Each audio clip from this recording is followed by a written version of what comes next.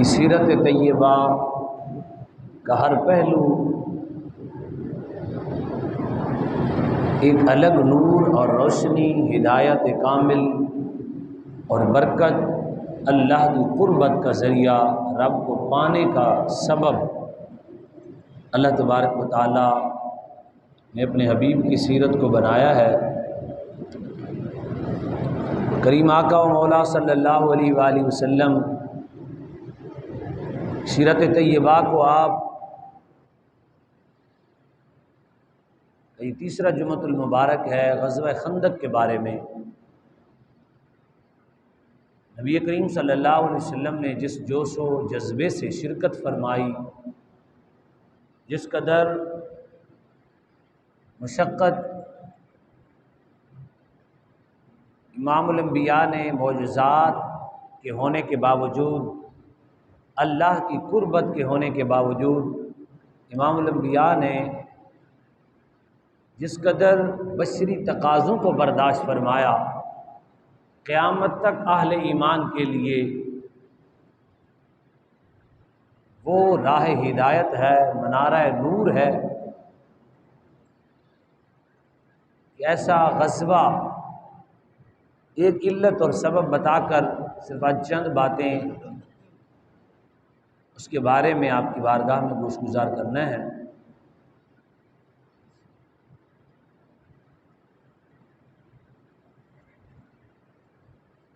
यहूदियों के एक कबीले में से चंद अशख़ास ने एक हमारी औरत मुसलिमा को बाज़ार में बैठे हुए देखकर उसे सताया। वहाँ औरत ने हया और शर्म जब महसूस की तो यहूदियों ने तालियां बजाईं, मजाक उड़ाया। एक मुसलमान ने उसकी हिमायत की तो नौबत लड़ाई तक चली गई। एक औरत की इज्जत की खातिर हमारे आका मौला सल्लल्लाहु अलैहि वसल्लम ने उस पूरे कबीले को वहाँ से उठाया। वो कबीला जब खैबर में गया, उसने तैयारी करके, या आपने सुना हुआ है, फिर ये ग़ज़वा अहज़ाब हुआ। यानी इमामुल अंबिया की बारगाह में मुस्लिमा औरत की इज्जत का क्या मकाम है। पूरे कबीले से जंग छेड़ दी, उन्हें वतन से निकाल दिया। वहाँ रहते थे वो काफ़ी अरसे से, मदीना से निकाला और फिर उन्होंने जंग की तो उस जंग को भी बर्दाश्त फरमाया। यानी अहले ईमान के यहाँ इस कदर कई मिसालें हमारे इस्लाम में मिलती हैं। मोहम्मद बिन कासिम भी इसीलिए आया और औरत की इज्जत की खातिर अहले ईमान जान की बाजी लगा देते थे।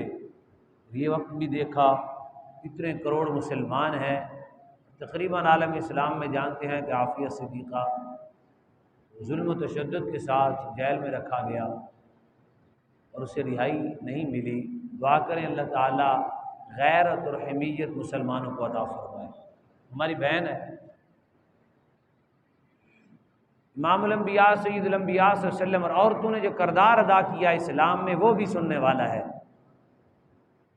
जब यहूदियों ने इस ग़ज़वे में अपना आहद तोड़ दिया, अब 5-5, 10-10 यहूदी जिस किले में हमारी माएँ बहनें उम्महातुल मोमिनीन जो दीगर थी, वो चक्कर लगाते।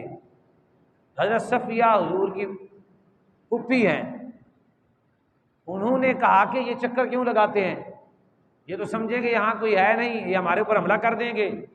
हज़रत हसन उस वक़्त बीमार थे, उनकी हुज़ूर ने ड्यूटी लगाई थी। उनको कहा तो उन्होंने कहा मेरी तो बस की बात नहीं है। हज़रत सफ़िया खुद गई, एक शातीर वहाँ पड़ा हुआ था, वो उठाया, वो यहूदी जा रहा था, उसको दे मारा, एक ही वार से उसे मार दिया। फिर वापस आ गई। हज़रत हसन फिर जाने के काबिल नहीं थे, आप गई, उसकी गर्दन को कलम किया, हसन को कहा कि फेंक के आओ यहूदियों के यहाँ, ताकि कोई डर के मारे इधर ना आए कि वहाँ बड़ा दस्ता है। बहरहाल किस्से मुख्तसर आप ही गई, फिर वो गर्दन उठाकर, उसका सर उठाकर वो खुद गई, जाके फेंक के आई। ये हैं इस्लाम की दुख्तरान इस्लाम हैं ये, जिनको अल्लाह ने इतनी हमीयत, इतनी जुर्रत, इतनी बहादुरी, इस्लाम पर डट खड़ा होना और इस कदर बेखौफी इस्लाम ने आके अता फरमाई कि पूरी यहूदियों को एक ही हमारी माँ जी हमारे आका मौला सल्लम की फूफी ने लगाम डाल दी और फिर डर के मारे कोई यहूदी उधर गया ही नहीं, अल्लाह ने महफूज फरमा दिया। और क़यामत तक जब भी कोई सीरत निगार लिखेगा या पढ़ेगा या हमारी कोई माएँ बहनें मुताला करेंगी या कोई हमारी माओ बहनों को बताएगा, तो हज़रत सफ़िया का जब जिक्र आएगा तो दुख्तरान इस्लाम के दिल में आएगा कि इस्लाम बहादुरी का सबक देता है, इस्लाम तालीम अता फरमाता है। मेरे आका मौला सल्लल्लाहु अलैहि वसल्लम हबीब किब्र अहमद मुज्तबा तशरीफ़ फरमा थे। अब हुआ ये कि इस कदर ये ग़ज़वा संगीन हो गया, यके बाद दीगर, कभी अबू सुफियान अपना दस्ता लेके आता, कभी खालिद बिन वलीद लेके आता, ये उस वक़्त इस्लाम नहीं लाए थे, और कभी इकरमा बिन अबी जाल आ जाता, ये भी इस्लाम बाद में लाए। यके बाद दीगर रात को मशवरा किया कि सुबह हमला कर दें, सब कर दें और भरपूर हमला करें, लोगों को तैयार किया, ऐसे तीर अंदाजी करनी है, तहस नहस कर दें इनको, और जल्दी से हम जो है ये खंदक भर लेंगे और फिर हम इनके शहर में दाखिल होकर किस्सा तमाम कर देंगे। सुबह सवेरे ये सारी खंदक 6 दिन में साहबा ने खोदी है। सुबह सवेर जैसे ही साहबा किराम 3 दिन तो खंदक खोदते फाका रहा, खाने के लिए कुछ था नहीं। नोमान बिन बशीर की हमशीरा कहती है कि मेरी वालदा ने मेरे मामू अब्दुल्ला बिन रवाह के लिए और मेरे अब्बू के लिए एक डोंगे में थोड़ी सी खजूरें डाल के दी, भी जाओ हालात बड़े ख़राब हैं, चलो चुप करके उनको दे के आओ।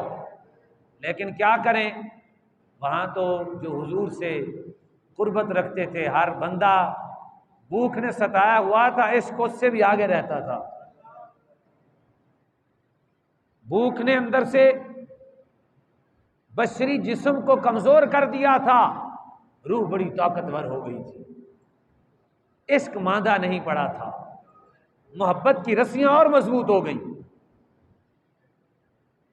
नुमान बिन बशीर कहते हैं कि वो हमशीरा उनकी कहती है कि मैं लेके गई, जाके मैंने अब्दुल्ला बिन रवाह को अपने मामू को दी और कहा थोड़ी सी खजूरें हैं, ज़रा आप अम्मी जी ने भेजा है, मामू को दे के आओ, ये ज़रा खा लें। जब इन्होंने पकड़ी ने कहा कैसे मुमकिन है रसूलुल्लाह सल्लल्लाहु अलैहि वसल्लम की तबा पर तो भूख के हालात नजर आ रहे हूँ और मैं उम्मती खाऊं, और मैं अब ये खजूरें हुजूर की बारगाह में ही जाएंगी।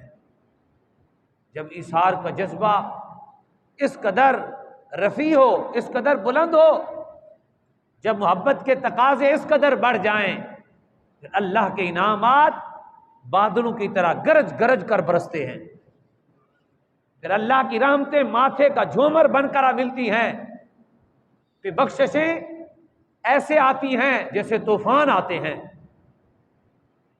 डोंगा पकड़े हुए हैं, भूख से खुद सताए हुए हैं, हुजूर की बारगाह में, या रसूलल्लाह ये मेरी भांजी लाई है, थोड़ी सी खजूरें थी, मेरे आका ने फरमाया चादर बिछाओ, डोंगे में चंद खजूरें हैं, फरमाया तुम इसके अंदाज दिखाते हो तो हम भी रब की अता के अंदाज तुम्हें दिखा दें। अगर तुम मोहब्बत के इस राह पर पहुंचे हो तो तुम भी देखो कि हमने सिर्फ रब को मान, अल्लाह की बारगाह में उसकी रजा के तलबगार हैं, अगर तुम ऐसे है तो चादर बिछाओ। उनने चादर बिछा दी।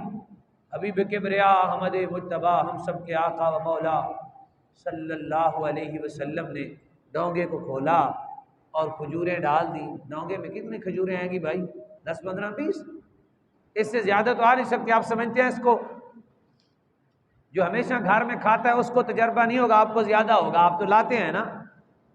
तो डोंगे में कितने खजूरें आ गई होंगी, 15, 20, 30 लगा लें यार। चादर पे हुजूर ने उंडेल दी। मेरे आका मौला सल्लल्लाहु अलैहि वसल्लम ने फरमाया भाई आज तुम्हारी दावत की है अब्दुल्ला बिन रवाह ने,